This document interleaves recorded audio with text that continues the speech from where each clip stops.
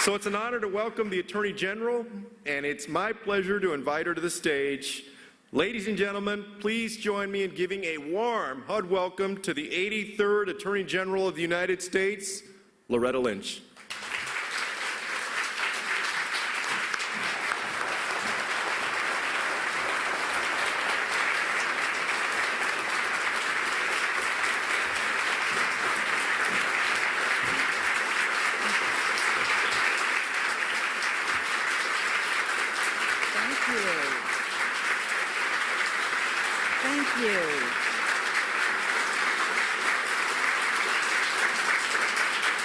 Thank you all.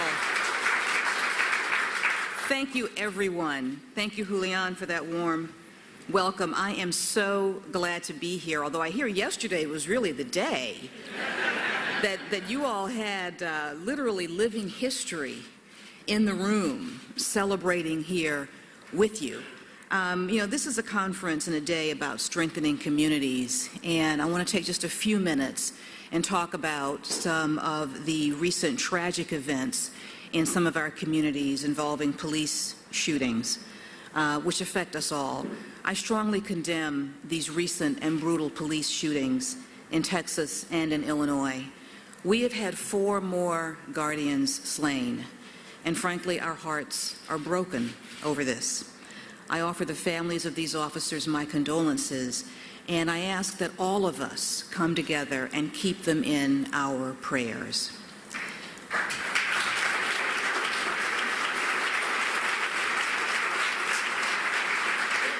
Now, as many of you know, I have spent virtually my entire career working closely with state, local, and federal law enforcement officers, and I know that these men and women have volunteered to take on the most challenging, dangerous, and important jobs that we have here.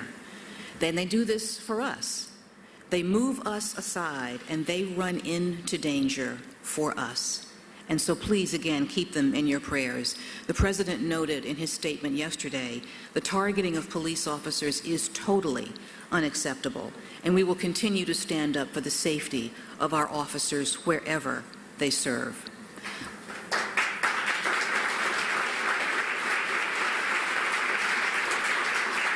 But I also just want to add that the many shootings that we have seen around the country in recent months are all particularly troubling.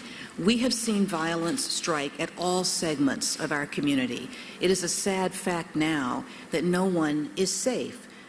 We've seen these brutal police killings. We've seen the particularly violent shootings of 2 Virginia reporters killed on air last week.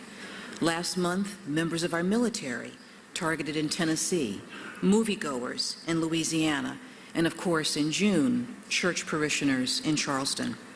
And of course, many of our cities are seeing an increase in violence that we're looking at very closely. This violence against all of us, regardless of what uniform any of us wear, has to end. Our dialogue has to be focused on the preventing violent crime as it touches all of us.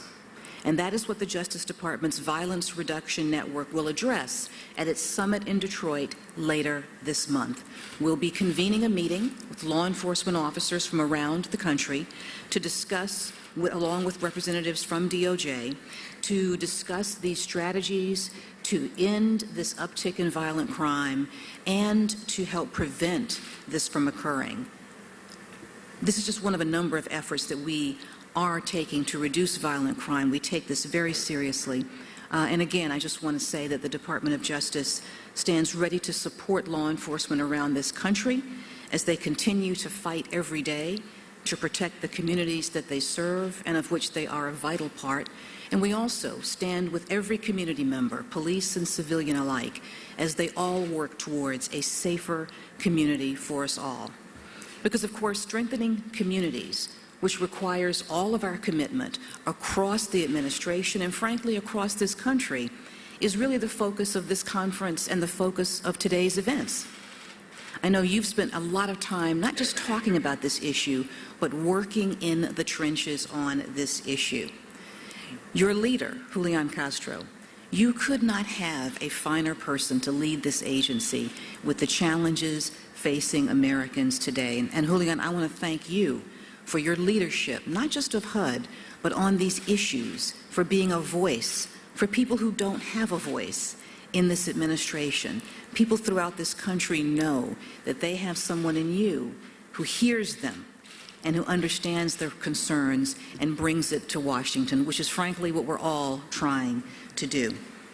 You are ensuring that every individual in every community receives the full measure of rights and responsibilities that this nation has always promised.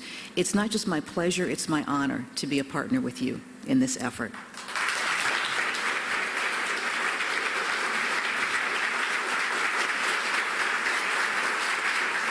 And there's so many foot soldiers here as well. Deputy Secretary Nani Coloretti, I want to thank her for being an important part of this conference. And you've already given great applause to Vanita Gupta, the head of my Civil Rights Division, for her extraordinary work. Frankly, I can't say enough about what she's been able to do in this. And she exemplifies the spirit of partnership and commitment that all of us at Justice feel towards these issues. So I thank her for her efforts. But I want to thank also all of you. You are dedicated public servants, you're advocates, you're people who care deeply about these issues. And more than just that, you are people who have committed your professional lives to making a change. You know, so many of us look at the issues, particularly involving housing in this country, because they're so widespread and they affect so many of us. It is very easy to be discouraged. But the people in this room have never taken that approach. Each and every one of you has said, what can I do about this? And you have stepped up and you've done it. And I'm incredibly proud to join you today as we talk about the past and the present and the future promise of the Fair Housing Act. There have been so many milestones that we've reached, but this is a really good time to take stock and to recommit ourselves to the work that lies ahead. Now, as you all know, nearly 50 years ago, almost half a century ago, then President Lyndon.Johnson was presiding over the creation of this department. We didn't have it before that. We didn't have the concentrated focus on these issues before that particular time, although those issues have always been with us. And when Lyndon Johnson spoke at the dedication ceremony for the building at which we are gathered today, he told the women and men who were assembled there at that time, the public servants in the earliest years of this department's existence, he said to them, the work that you do here each day will deeply influence the quality of life in America, the shape of our homes, our cities, our daily lives, the lives of our children, and the kind of life they will lead tomorrow. Well, now we stand in that tomorrow. We stand in the days that he was forecasting, and I think we can all see that those words are as true today as they were when they were spoken, particularly in the context of our work on fair housing. Because securing fair housing, good housing, equitable housing, livable housing for yourself and for your family is an essential pathway to achieving the American dream. And after all, as we all know, housing is not just shelter.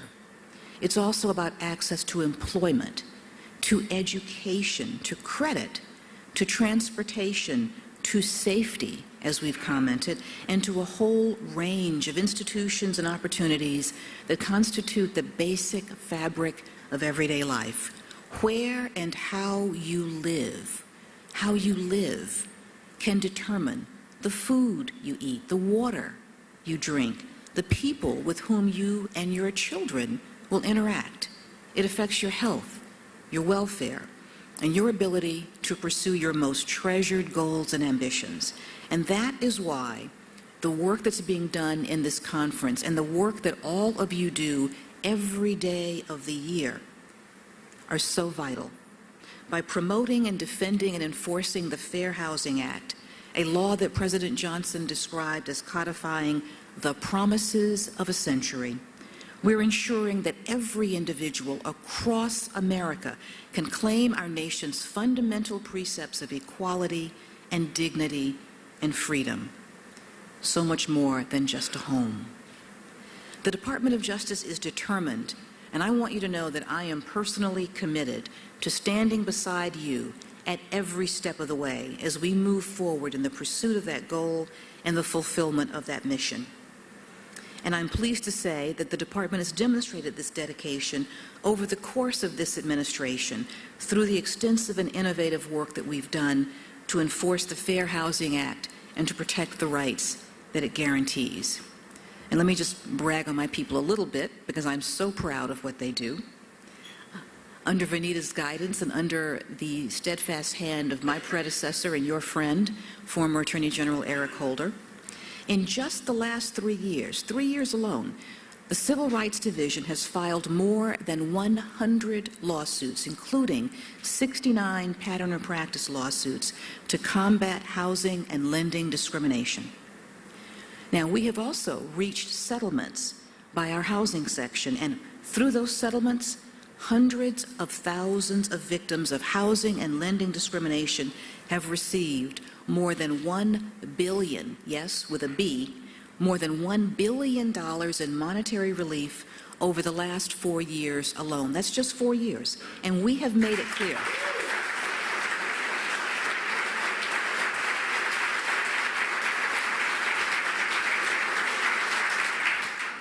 And we have made it clear in every case and in every instance that we will never stand down in the face of injustice. We will never hold back in the fight for what is right, and we will never accept infringements on the fair and equal housing opportunities that every individual is guaranteed by law. That is my pledge to you as Attorney General, and it is my commitment to you as I stand before you today.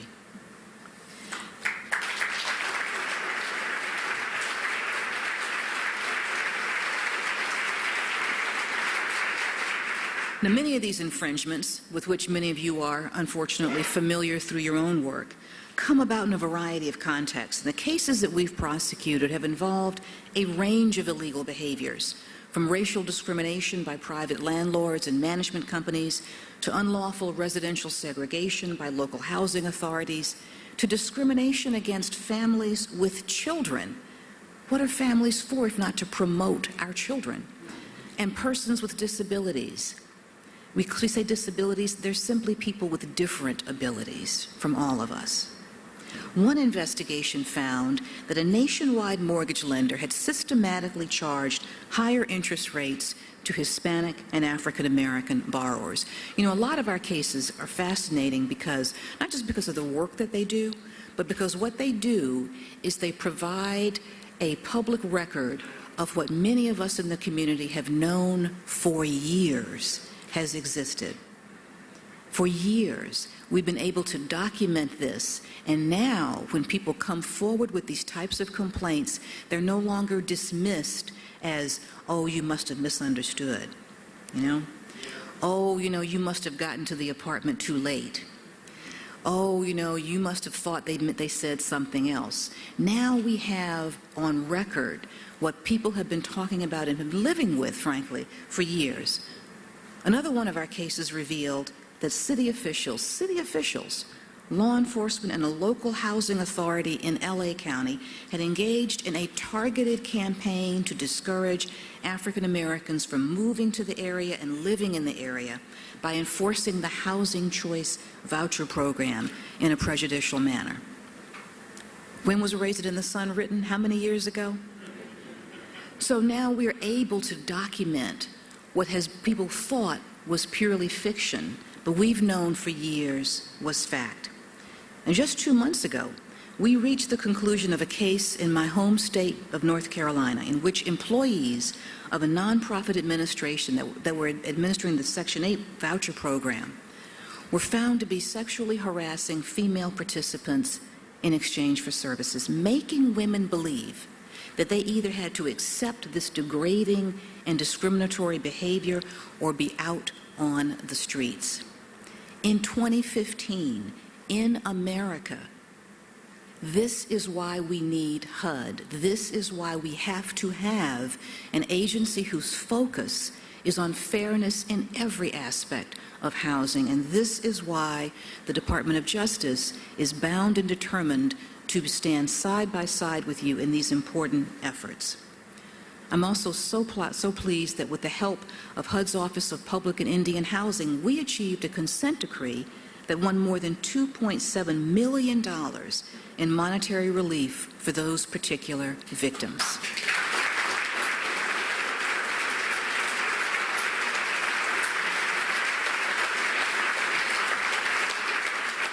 This is what we are able to do when we work together. This is what we've been able to accomplish. And this is just the last few years. You know, look out for the next two. These are just examples of some of the types of cases that we have taken on in recent years. And we, of course, use the time-tested strategies and methods that have been a part of our arsenal for decades. For example, our Civil Rights Division's Fair Housing Testing Program has long been an effective tool for rooting out the discrimination in circumstances where people may not even realize that they're being treated differently from their counterparts. You all know this program. Our testers from the department have posed as people with identical qualifications seeking housing, but they will put in a difference in terms of race, national origin, or protected status to determine whether or not the housing provider is complying with the federal fair housing laws. Since 1991, the department has filed over 100 cases based on evidence generated by this testing program, and it has resulted in over $13 million in damages and civil penalties.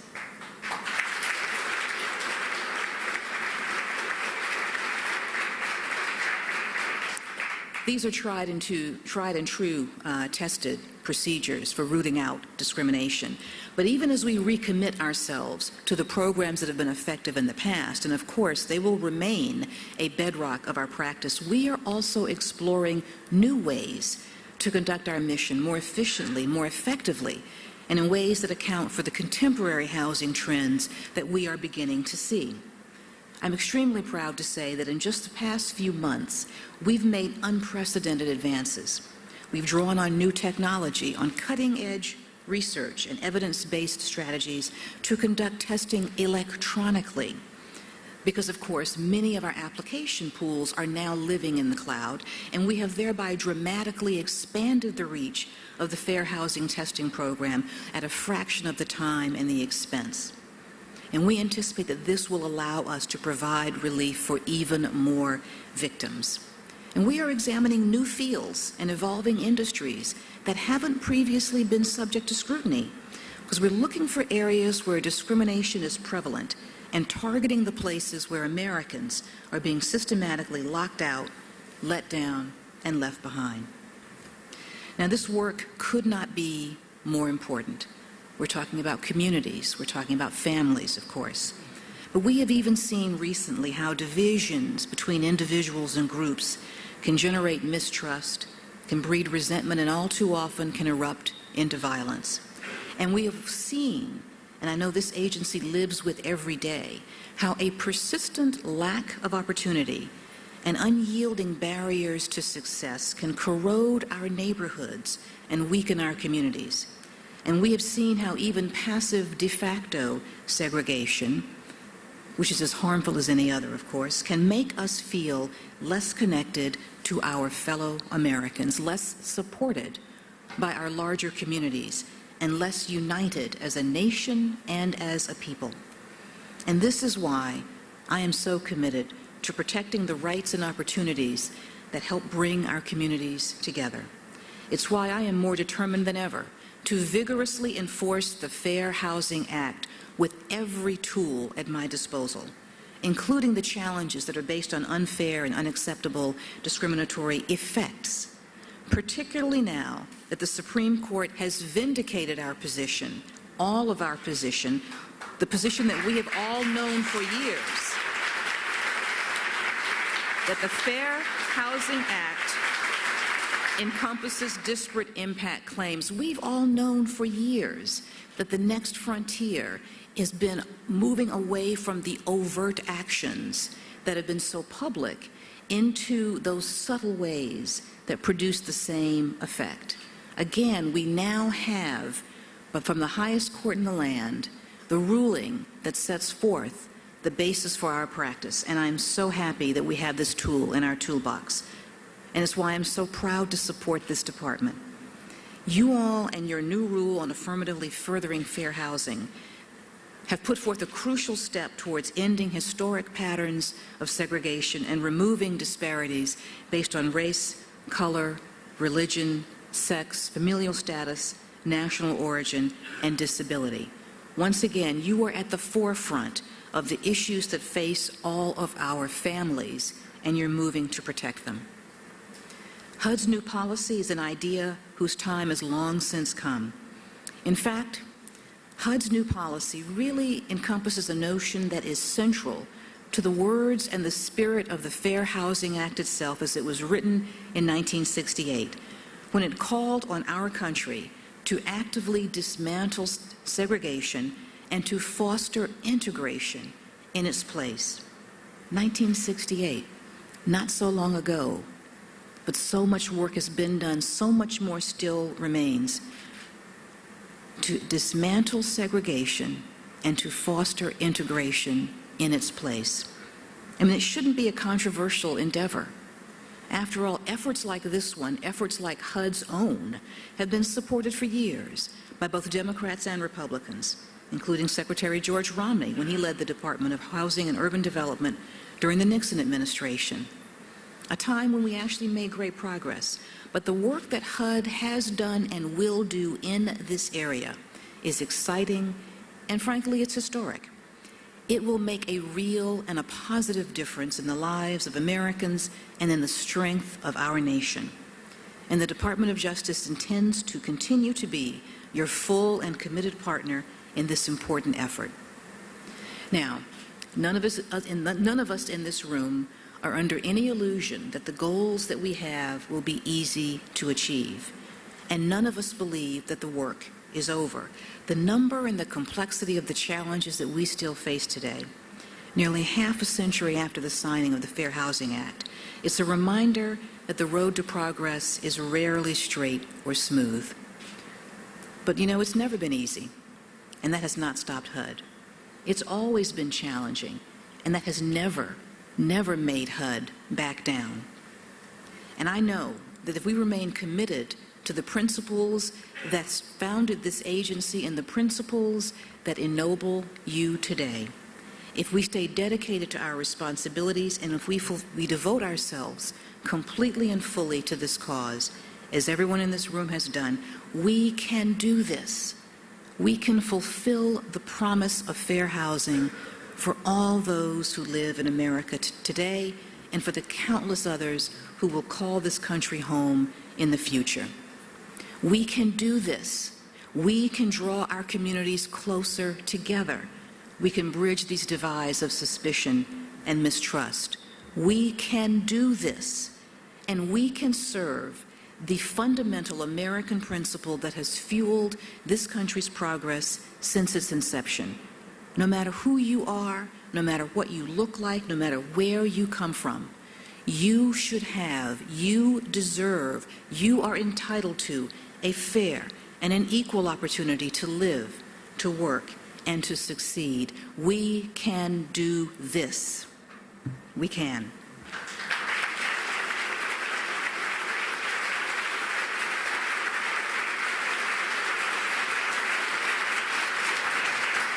Now, you're going to continue this conference today, and then you're going to leave and go back to work over the next few days. And as you do so, I want you to know that you not only have my deep and enduring gratitude, you also have my full and my unwavering support.